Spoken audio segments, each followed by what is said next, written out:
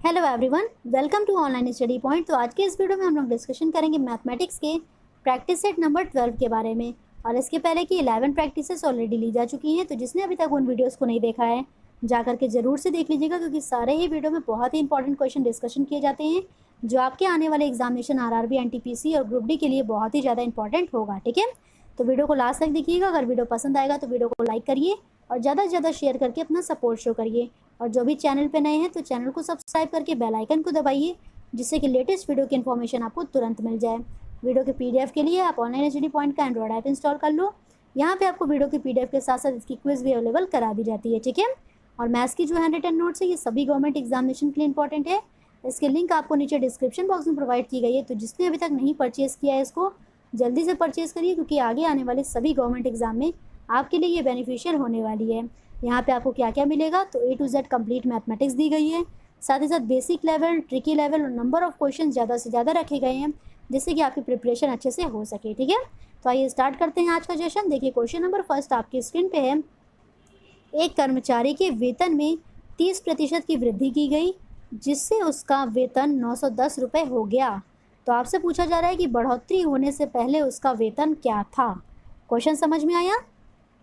देखिए इस तरह के क्वेश्चन को करने में आपको क्या करना है, बेस मान लेना है 100 को। ठीक है, जब भी वृद्धि की जाए तो 100 में उसी को जोड़ दीजिए, कटौती की जाए तो 100 में उसी को कम कर दीजिए।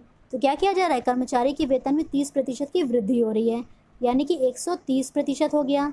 इसकी वैल्यू आपको कितनी दी गई है, 910 रुपये के बराबर दी गई है। और आपसे क्या पूछा है कि बढ़ोतरी होने से पहले उसका वेतन क्या था, यानी कि 100% की आपको वैल्यू निकालनी है। ठीक है, यानी कि बढ़ोतरी होने से पहले कितना था। तो कैसे निकालेंगे आप लोग, 910 बटे में 130 और गुणे कर देंगे किससे, तो गुणे कर देंगे 100 से। 0 से 0 कैंसिल हो गया, 13 से इसको कैंसिल करिए कितने बार में जाएगा, तो ये 7 बार में जाएगा। 13 सत्ते कितना हो जाएगा, 91 हो जाएगा, और गुणे 100 कर देंगे तो 700 आ जाएगा। तो बढ़ोतरी होने से पहले उसका वेतन क्या था, 700 था, यानी कि आपका जो आंसर है वो ऑप्शन नंबर सी करेक्ट हो जाएगा। Next question, question number second को देखिए क्या है। एक वस्तु को 4% तथा 8% के लाभ पर बेचने पर मिले विक्रय मूल्य में 3 रुपये का अंतर है। तो आपसे पूछा है कि दोनों विक्रय मूल्य का अनुपात क्या होगा। बहुत ही ज़्यादा इंपॉर्टेंट क्वेश्चन है ये, आपके आरआरबी एग्जामिनेशन में कम से कम 5 बार ये क्वेश्चन रिपीट हुआ है। ठीक है, क्वेश्चन में कुछ भी नहीं है पर 5 बार रिपीट हुआ है, इस वजह से हम इस क्वेश्चन को आपके सामने लेकर के आए हैं, जिससे कि आप लोग इस क्वेश्चन को देख लो। एक वस्तु 4% और 8% के लाभ पर बेचने पर मिले विक्रय मूल्य का आपसे अनुपात पूछा है। तो जब किसी वस्तु को 4% के लाभ पे बेचेंगे, यानी कि वही काम आपको बेस मानना है 100, बेस 100 मान लिया और इसमें बेचा जा रहा है लाभ पे, तो लाभ पे बेचेंगे तो क्या होगा, इसी में जोड़ देंगे 104 हो गया। और तथा दूसरी वस्तु को 8% के लाभ पे, यानी कितना हो गया, 108 हो गया। बस आपको इसी का रेशियो निकालना है। ठीक है, और आपका आंसर आ जाएगा।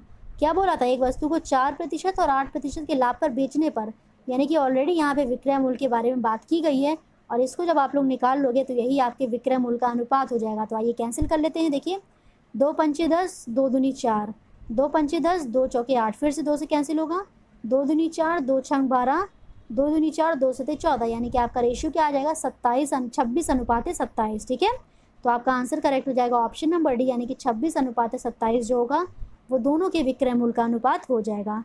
Next question, question number third को देखिए क्या है। 1265 में से क्या घटाया जाए कि प्राप्त संख्या 29 से पूर्णतया विभाजित हो जाए। तो जब भी आपको इस तरह का क्वेश्चन देना, सबसे पहले आपको चेक कर लेना है, यहाँ पे 29 लिख लेना है और यहाँ पे जो संख्या बोला है यानी कि 1265 उसको लिख लेना है। तो 29 का हम गुणा करेंगे 4 बार में तो आएगा 116। कितना आएगा, 116। यहाँ से घटा लीजिए, देखिए 10 बचा और इस वाले को उतार लेंगे यहाँ पे, तो ये आ गया 5। अब आ गया 105। अब 29 का हम गुणा कर देंगे कितनी बार, तो 3 बार, तो आपका आएगा 87। ठीक है, तो 105 में से 87 जाएगा तो आपका शेषफल जो है देखिए 18 बच रहा है। तो अगर 18 को ही हम 1265 में से घटा देंगे तो आपकी जो संख्या है वो 29 से पूर्णतया विभाजित हो जाएगी। ठीक है, तो आपका आंसर क्या आ गया, 18 आ गया, यानी कि 18 को अगर हम 1265 में से घटा देंगे तो जो प्राप्त संख्या होगी वो 29 से पूर्णतया विभाजित हो जाएगी। घटा के देख लेते हैं प्राप्त संख्या क्या आएगी। 1265 में से हमने 18 को घटा दिया तो आपका आ जाएगा 1247, और ये जो संख्या है इसको आप लोग चेक करिएगा, तो ये संख्या 29 से पूर्णतया विभाजित हो जाएगी। ठीक है, आइए चलते हैं नेक्स्ट क्वेश्चन, क्वेश्चन नंबर 4 पे। नंबर 4 आपके स्क्रीन पे है।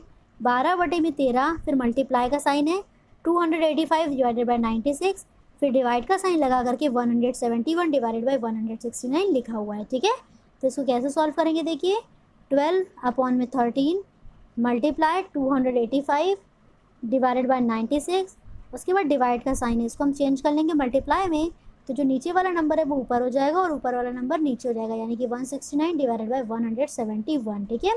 अब इसको कैंसिल कर लेंगे, 13 बार में जाएगा। फिर कुछ बच रहा है बताइए, 12 से इसको कैंसिल कर लीजिए, 12 कितना हो जाएगा, 96 हो जाएगा, ठीक है। अब उसके बाद देखिए यहाँ से समझिएगा, अब इसको हम अगर कैंसिल कर लेंगे पूरा, तो आप पूरे को सॉल्व करिएगा, कैंसिल करेंगे तो आपका जो बच जाएगा ये बचेगा 65 ऊपर और नीचे बच जाएगा 24, ठीक है। 65 ऊपर बचेगा और नीचे बचेगा 24। बस आपका देखिए आंसर आ गया 65/24। अब इसको सॉल्व कर लेंगे तो कितनी बार में आएगा बताइए, 24 से 2 बार में कितना आएगा, 48 आएगा और यहाँ पे 17 बच जाएगा। यही आपका आंसर करेक्ट हो जाएगा, यानी कि ऑप्शन नंबर बी इसका आंसर करेक्ट हो जाएगा। आइए चलते हैं नेक्स्ट क्वेश्चन, क्वेश्चन नंबर 5 पे। क्वेश्चन नंबर 5 में देखिए क्या दिया है, दो संख्याओं का लासा उसके मासा का 6 गुना है। यदि उनमें से एक संख्या 45 है तथा मासा और लासा का जो योग है वो 315 है, तो दूसरी संख्या ज्ञात करिए। क्वेश्चन आपको समझ में आया अच्छे से। अब हम लोग क्वेश्चन को सॉल्व करते हैं। देखिए बोला है कि उसका एलसीएम, ठीक है, मासा का 6 गुना यानी कि 6 टाइम्स है किसके, एचसीएफ के बराबर। और उसके बाद दूसरे में आपको दिया है कि मासा और लासा का जो योग है वो 315 के बराबर है, यानी कि एलसीएम और एचसीएफ का जो समेशन है वो 315 के बराबर है। एलसीएम की जगह पे हम लोग क्या लिख सकते हैं, 6 एचसीएफ लिख सकते हैं।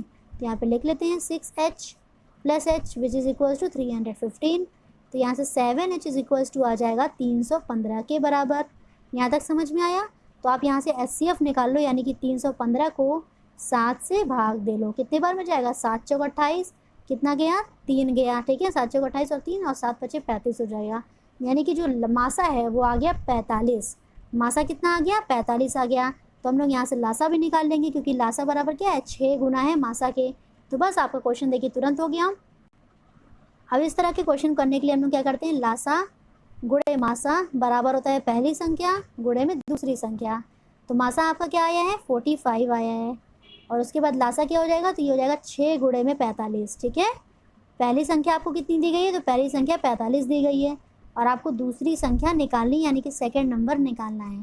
तो 45 से 45 कट गया, 45 गुणे 6 कर लीजिए, कितना आएगा, 5 अंक 30, 3 ऊपर गया, 6 चौक 24 और 3 कितना हो जाएगा, तो ये हो जाएगा 27, यानी कि 270 जो है वो आपका आंसर करेक्ट हो जाएगा। आपका आंसर आ जाएगा ऑप्शन नंबर डी, यानी कि 270 जो है वो हो जाएगी दूसरी संख्या, ठीक है। आइए चलते हैं नेक्स्ट क्वेश्चन, क्वेश्चन नंबर 6 पे। नंबर 6 में जाने से पहले आपको कुछ निर्देश दिया गया है, इस निर्देश को पढ़ लेते हैं।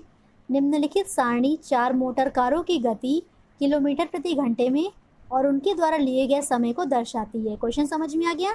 कौन कौन से हैं 4 motor car, V, H, T और एस, और समय क्या क्या है, सुबह 7 से 8 बजे, 8 से 9, फिर उसके बाद 9 से 10 बजे तक का समय दिया गया है। आइए हम लोग क्वेश्चन को देखते हैं, फिर उसी के अकॉर्डिंग इसको सॉल्व कर लेंगे। तो क्वेश्चन नंबर 6 देखिए क्या है कि सुबह 7 बजे से लेकर के सुबह 10 बजे तक किस मोटर कार की गति में धीरे धीरे कमी हुई है। यानी कि 7 बजे से उन लोगों ने स्टार्ट किया और किसकी टाइमिंग में गति में धीरे धीरे कमी आती गई है 10 बजे तक लेकर के। तो चेक कर लेते हैं चार्ट में, देखिए किसके में आई है कमी। वी वाले में देखिए 105 है, फिर 100 है, फिर उसके बाद बढ़ गई है, फिर 110 थी, 100 है, फिर बढ़ गई है, इसमें भी 105 है, 120 है, फिर इसमें भी बढ़ गई है। यानी कि एक बार कम हो रही है, फिर ज़्यादा हो रही है, किसी में फिर ज़्यादा हो रही है इकट्ठा। यहाँ पे देखिए 120 थी, कमी आई, फिर 140 हो गई, यानी कि बढ़ गया। तो ऐसा किसी में भी नहीं है कि लगातार कमी हुई है, ठीक है, किसी में भी नहीं है ऐसा कि लगातार कमी हुई है। तो आपका आंसर करेक्ट हो जाएगा ऑप्शन नंबर डी, यानी कि किसी में भी नहीं। नेक्स्ट क्वेश्चन, क्वेश्चन नंबर 7 को देखते हैं। किस मोटर कार ने 3 घंटों में सबसे अधिक दूरी तय की है। तो आइए इसको भी निकाल लेते हैं कि किसने सबसे अधिक दूरी तय की है। कैसे निकालेंगे, सभी का आपको ऐड कर लेना है, ठीक है। तो 105, 100 और 110 को ऐड करिए, कितना आएगा, तो ये आएगा 315। इस वाले को सभी को ऐड करिए, कितना आएगा, तो ये आ जाएगा 330, ठीक है, एच के द्वारा। फिर टी वाले के द्वारा क्या आ जाएगा, तो इसको सभी को ऐड करेंगे तो आपका आएगा 355 किलोमीटर, और इन सभी को हम लोग ऐड कर लेंगे तो ये आ जाएगा 300, ये भी आएगा 355, ठीक है, इसका भी आ जाएगा 355 किलोमीटर। आपसे क्वेश्चन क्या पूछा गया था कि किसने सबसे अधिक दूरी तय की है, तो आपका आंसर करेक्ट हो जाएगा टी और एस दोनों ने मिलकर के सबसे अधिक दूरी तय की है, ठीक है। तो देख लेते हैं कौन सा ऑप्शन करेक्ट है। तो आपका ऑप्शन हो जाएगा ऑप्शन नंबर डी, यानी कि टी और एस दोनों के द्वारा 355 किलोमीटर की दूरी तय की गई है, जो कि अधिकतम दूरी है। नेक्स्ट क्वेश्चन नंबर 8 पे चलते हैं। क्वेश्चन नंबर 8 को देखिए। क्वेश्चन नंबर 8 क्या है? मोटर कार H एवं T की औसत गतियों के बीच में अंतर क्या है? अब आपको क्या करना है, H में जितनी भी गति है उन सभी को जोड़ करके 3 से भाग देना होगा। सेम उसी तरह से आपको T में भी कर लेना है, सभी को जोड़ करके 3 से भाग देना है। अब जिसकी भी गतियों के बीच अंतर क्या है, ये आपको क्वेश्चन में पूछा गया, तो आइए निकाल लेते हैं इसको भी। देखिए H और किसके बीच में बोला था? H और T का। H में आप सभी को ऐड कर लीजिए। कितना आया था सभी को ऐड करने पे? तो ये आया था 330। 330 को डिवाइड करेंगे 3 से तो कितना बचेगा? तो ये बच जाएगा 110। यहाँ तक समझ में आया? उसके बाद T में भी सभी को आप ऐड कर लो। तो T में सभी को ऐड करने पे कितना आया था? 355 आया था। 355 को 3 से डिवाइड करेंगे कितना बचेगा? 3 एकम 3, 3 एकम 3, 2 गया, 3 अठे 24 और पॉइंट कितना हो जाएगा? तो पॉइंट लग जाएगा 33, ठीक है, 118.33 लग गया। आइए डिफरेंस आपको पता करना है कि डिफरेंस कितना है। तो H का आ रहा है 110 और T का आ रहा है 118.33, यानी कि इन दोनों के बीच में डिफरेंस कितने का आ जाएगा? तो डिफरेंस आ जाएगा 8.33 का, ठीक है। कितने का डिफरेंस आ रहा है? 8.33 किलोमीटर प्रति घंटा की चाल का डिफरेंस आ रहा है। और आपका जो आंसर है वो ऑप्शन नंबर ए करेक्ट होगा। आइए चलते हैं नेक्स्ट क्वेश्चन नंबर 9, जो कि डिफरेंट है इससे। ए और बी एक व्यवसाय में भागीदार हैं। ए जो है वो 15,000 रुपये 4 महीने के लिए तथा बी 10,000 रुपये 3 महीने के लिए निवेश करता है। तो आपसे पूछा जा रहा है कि 90,000 की कुल लाभ में ए की हिस्सेदारी ज्ञात करिए। तो देखिए इस तरह के क्वेश्चन को सॉल्व करने के लिए आपको ए और बी के बीच पहले रेशियो निकालना होगा। जब आप ए और बी के बीच में रेशियो निकाल लोगे तब आपका क्वेश्चन तुरंत सॉल्व हो जाएगा। तो आइए रेशियो निकाल लेते हैं।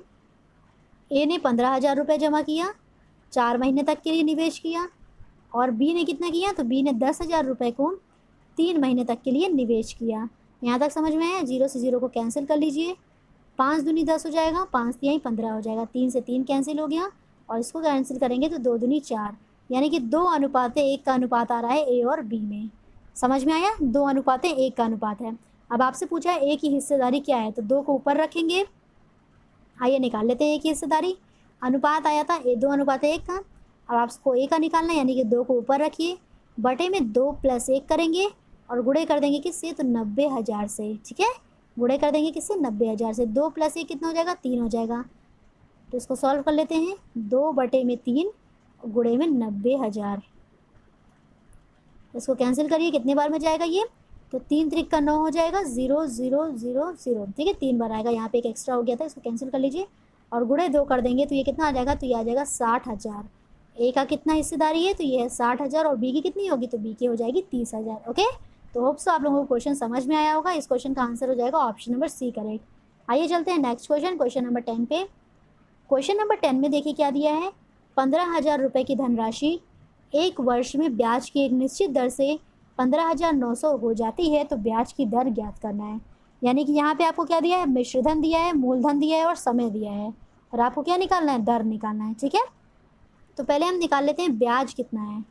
ब्याज पता चल जाएगा तो बहुत ही सिंपली निकल आएगा। ब्याज कैसे निकालेंगे? मिश्रधन माइनस मूलधन से। मिश्रधन कितना है? 15,900। मूलधन कितना है? तो ये है 15,000। तो आपका ब्याज आ जाएगा कितना? 900 के बराबर। बस जैसे ही आपको ब्याज पता चल गया तो ब्याज बराबर क्या होता है? मूलधन गुणे दर गुणे समय बटे में 100। तो लगा लेते हैं फॉर्मूला। ब्याज बराबर कितना हो जाएगा? मूलधन जो कि है 15,000 गुणे में दर हमें निकालना है, समय कितना है? 1 वर्ष का, बटे में क्या है? 100 है, ठीक है। तो 0 से 0 कैंसिल हो गया।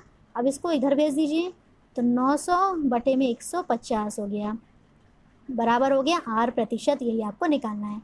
0 से 0 कैंसिल हो गया, 15 छक्के कितना हो जाएगा? तो 15 छक्के हो जाएगा 90, यानी कि R का वैल्यू आ जाएगा 6%, ठीक है। तो R की वैल्यू कितनी आ गई? 6%, यानी कि आपका जो आंसर है वो ऑप्शन नंबर सी करेक्ट हो जाएगा। समझ में आया? आइए चलते हैं नेक्स्ट क्वेश्चन नंबर 11 पे। क्वेश्चन नंबर 11 में देखिए क्या दिया है। यदि a + b का होल स्क्वायर बराबर है 100 के और a/b का मान दिया है 1/3, तो आपसे पूछा है ab का मान ज्ञात करिए। बहुत ही सिंपल क्वेश्चन है। देखिए क्या करना है।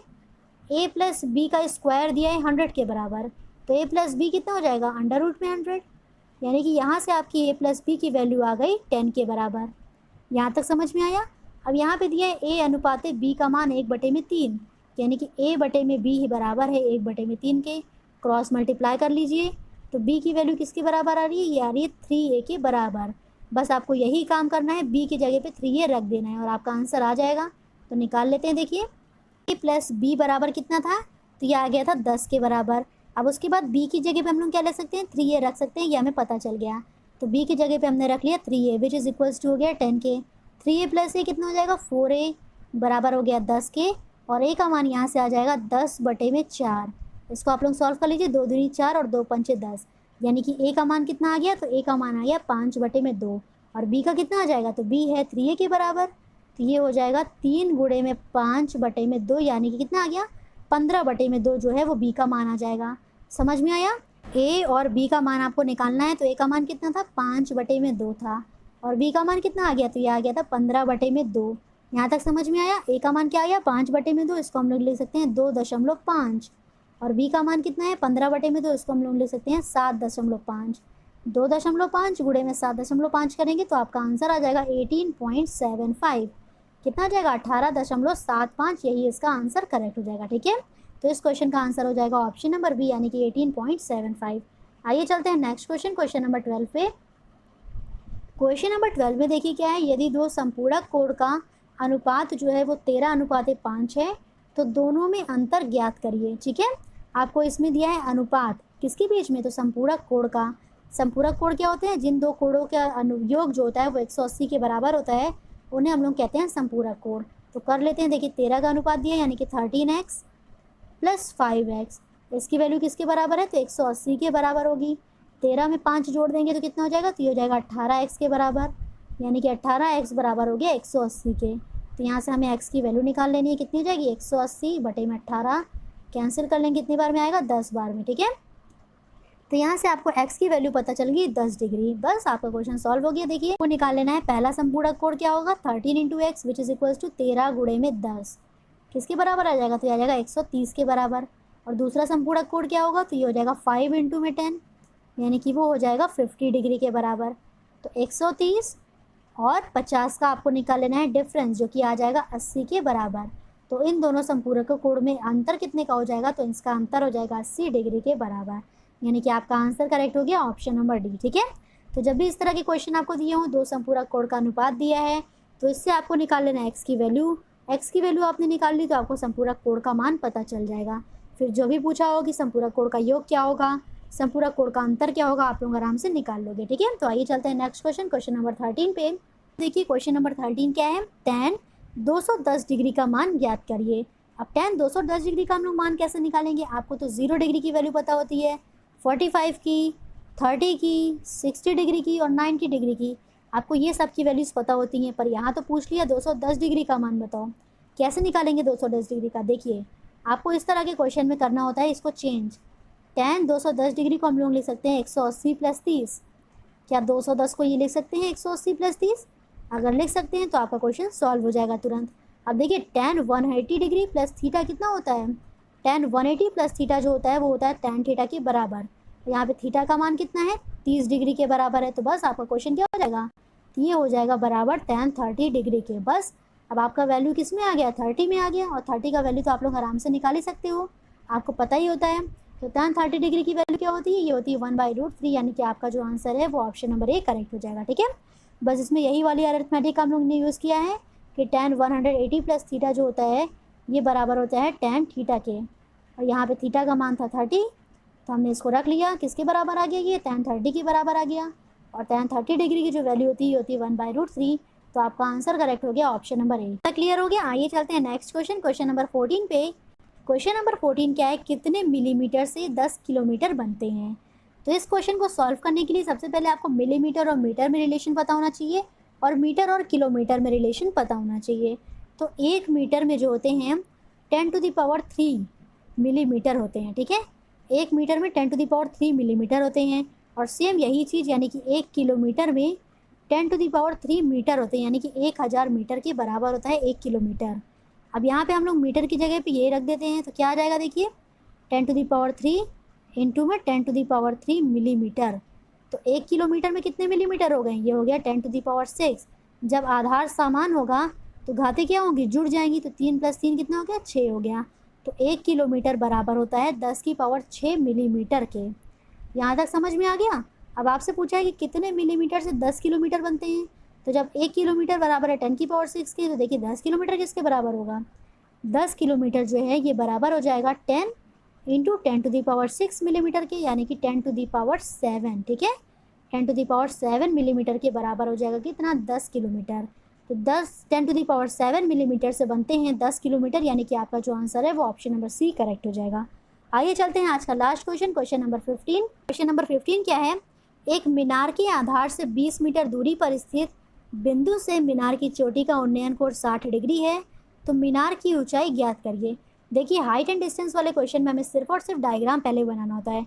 अगर आपका डायग्राम बन गया ना तो क्वेश्चन में कुछ भी नहीं है, क्वेश्चन तुरंत सॉल्व होता है। तो आइए पहले डायग्राम बनाते हैं। एक मीनार है, मीनार से 20 मीटर दूर पर स्थित एक बिंदु है, और उस बिंदु से जो मीनार की चोटी का उन्नयन कोण है वो 60 डिग्री के बराबर दिया है, और आपको क्या ज्ञात करना है, मीनार की ऊंचाई ज्ञात करना है। क्वेश्चन समझ में आया।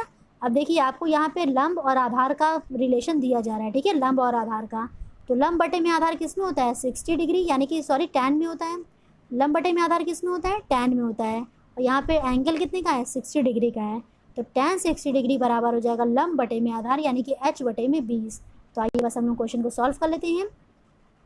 tan 60 डिग्री बराबर क्या हो गया, लंब यानी कि h बटे में आधार यानी कि 20। tan 60 डिग्री की वैल्यू होती है √3, जो कि बराबर हो गया h बटे में 20 के। तो यहाँ से h की वैल्यू यानी कि उसकी हाइट कितनी हो गई, 20 इंटू √3, ठीक है। और √3 की वैल्यू क्या होती है, तो √3 की वैल्यू होती है 1.736 के, या फिर 1.732 भी आप लोग लिख सकते हो। तो 20 इंटू 1.732 करेंगे तो आपका आंसर आ जाएगा 34.6 मीटर। तो यही क्या हो जाएगी, तो ये हो जाएगी मीनार की ऊंचाई, यानी कि 34.6 मीटर जो है ये मीनार की ऊंचाई होगी। आपका answer option number C correct हो जाएगा, ठीक है। तो होप सो आप लोगों को ये टॉप 15 क्वेश्चन बहुत ही पसंद आए होंगे। अगर वीडियो आपको पसंद आया तो वीडियो को लाइक करिए और ज़्यादा से ज़्यादा शेयर करके अपना सपोर्ट शो करिए, और साथ ही साथ कमेंट करके अपना रिस्पॉन्स बताइएगा कि आपको वीडियो कैसा लग रहा है। Okay, thank you so much.